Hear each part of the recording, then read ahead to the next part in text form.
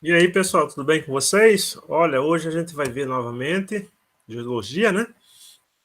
E agora a gente vai ver o capítulo 2. O capítulo 2 trabalha tempo geológico, tá? Professor Mauro França, vamos lá, o capítulo 2. Então, esse capítulo tem como objetivo a questão de entender a importância do tempo geológico, né? Essas unidades cronoestratigráficas e também compreender os eventos da escala do tempo geológico. Aqui eu vou trazer uma síntese aí bem rapidamente, aí eu peço que vocês leiam, lá tem muita figura, muito desenho, muita ilustração, que vai fortalecer o entendimento desse conteúdo. Então, a compreensão do tempo geológico. O tempo geológico é o tempo de toda a história da Terra, desde a sua origem até o momento atual. Tá? Então, de forma geral, o tempo é dividido em êons, né? Os êons, Adiano, Arqueano, Proterozoico, Pré-Cambriano, Paleozoico, são grandes períodos que a Terra teve do passado até o momento atual. Aí o que acontece? Você tem esses êons que são divididos em eras, né? Apenas no Fanerozoico, apenas no êon Fanerozoico, você vai ter o quê? Três grandes eras: Paleozoica, Mesozoica e Cenozoica. Aí o que você tem? Dentro desse período de êons, de eras, você vai ter períodos. Para cada período, uma das fases da era do Fanerozoico, né? Então você vai ter o Êon é dividido em eras, as eras são divididas em períodos, e os períodos têm subdivisões existentes apenas para o período do Cenozoico. Então, dependendo da época, você vai ter períodos. No Cenozoico, você vai ter, né, uma subdivisão em terciário e quaternário. E aí você vai ter, dentro dessas divisões, em épocas, a idade. É a menor divisão do tempo geológico. Então, a grosso modo, seria o quê? Divisões que você tem do período desde quando a Terra surgiu até o momento atual, tá? O Êon, alguns utilizam em sala de aula, eu utilizo mais eras geológicas. Eu vou desde o pré-cambriano subindo até a era cenozoica, tá? Então, vai de cada professor, vocês estão fazendo um curso de licenciatura, vai de cada um a escolha, né, de como fazer essa repartição aí do período geológico. Aqui eu coloquei, né? Geralmente eu trabalho isso aqui também. Eu sou condizente com esse slide, né? Você vai ter a era pré-cambriana, a era paleozoica, mesozoica, cenozoica. Aí cada era você vai ter períodos, né? Pré-cambriano 2 períodos, paleozoico 6 períodos, mesozoico 3 períodos e cenozoico 2 períodos. Aí tem os eventos, né? Alguns dividem lá em épocas tal. Aí eu coloco geralmente os eventos e a duração. Quando que teve início aproximadamente?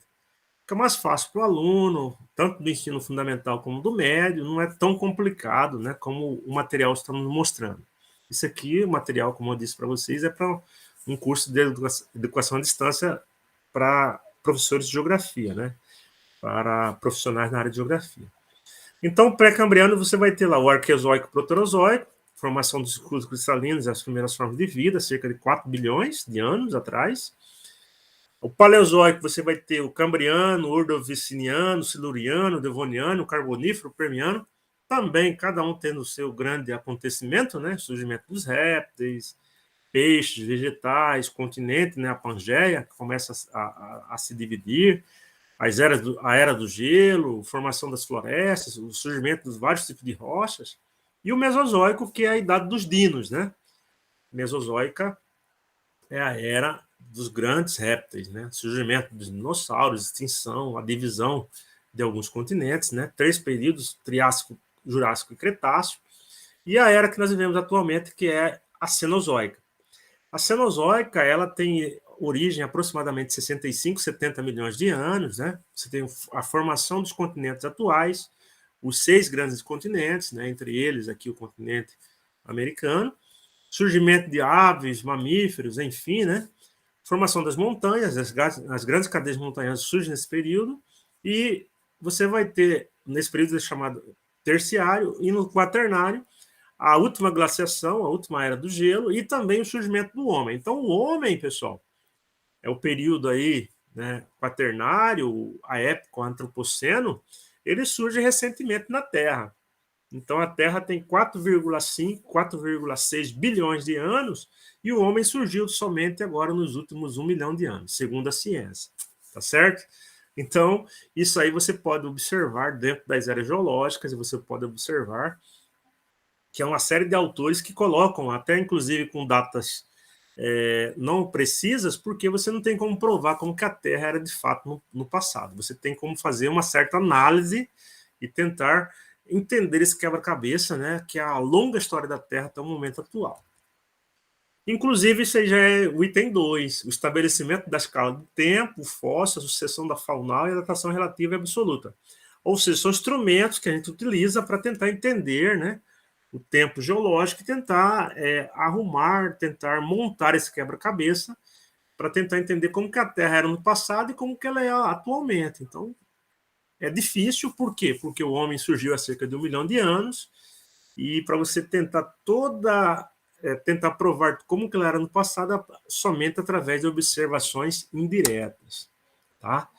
Então, Nicolas Steno, ele é considerado um dos precursores da geologia durante o século XIX, divulgou em 1869, já no século XIX, né, que as rochas sedimentares se depositavam horizontalmente, né, camada por camada, observando que as camadas inferiores eram mais antigas que as que encontravam nas partes de cima. Isso é óbvio, né?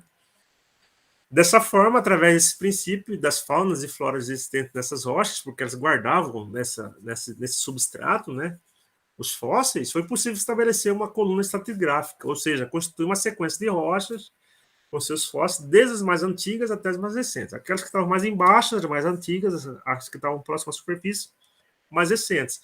É uma forma de você tentar entender o tempo geológico, né? Você utilizando não só as rochas sedimentares, mas também os fósseis que ali estavam incrustados.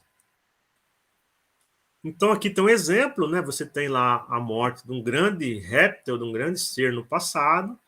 Ele é submetido ao processo de decomposição, fica a alçada dele ali. Aí você vai ter a sobreposição de rochas, de camadas, camadas, camadas, e você tem, por último, uma escavação. Aí você tem o processo de formação de um fóssil ao longo do tempo geológico. Tá? Então, quando o paleontólogo, né, ou o mesmo geólogo vai fazer a pesquisa de campo, ele pode encontrar um fóssil. Aí ele vai ter que fazer a datação.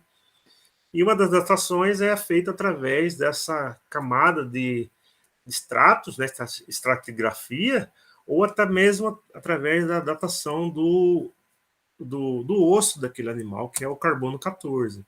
Tá? Então aqui já tem no item 2.2, né, o ramo da geologia que estuda a datação das rochas, conhecido como geocronologia, para tentar entender a idade aproximadamente daquela rocha. Para o cálculo da idade de uma rocha, de uma mineral ou material orgânico, é possível aplicar vários métodos, sendo que a escolha dependerá da composição do material a ser datado. Você vai escolher qual que é o método que você vai usar, da noção geral da antiguidade da amostra e do tipo do problema geológico ou histórico sob investigação. Né? O método do radiocarbono de datação, desenvolvido por Lieb em 1950, fundamenta-se na quantificação da atividade do carbono 14, né? Em materiais contendo carbono. E originalmente interagiram com o gás carbônico da atmosfera. Então, geralmente, corpos orgânicos, né, ossos, enfim, eles podem ser datados, né, vestígios de rochas não, de florestas, né, troncos, galhos, podem ser datados porque eles são materiais orgânicos e tiveram contato, né, com o gás carbônico, e aí é possível, em laboratório, tentar estimar aproximadamente a idade desses fósseis. Então, esse método também é o chamado método da datação absoluta, né, do carbono 14. E aí ele fecha o texto dizendo que é necessário fazer os exercícios para a revisão da matéria. Lá na página 37 tem esses exercícios, procurem fazer, né, para que vocês tenham condições de refletir o que vocês leram, galera. Era isso. Bem rapidamente, eu já falei novamente um outro conteúdo, não vou aprofundar, eu acho que cabe a vocês a leitura. E a gente vai depois, em um momento oportuno, discutir aí, tirar dúvidas sobre essa questão. Deixa eu interromper aqui a aula, pessoal. Obrigado pela participação, obrigado aí pela ouvir a aula. Fique com Deus, até a próxima.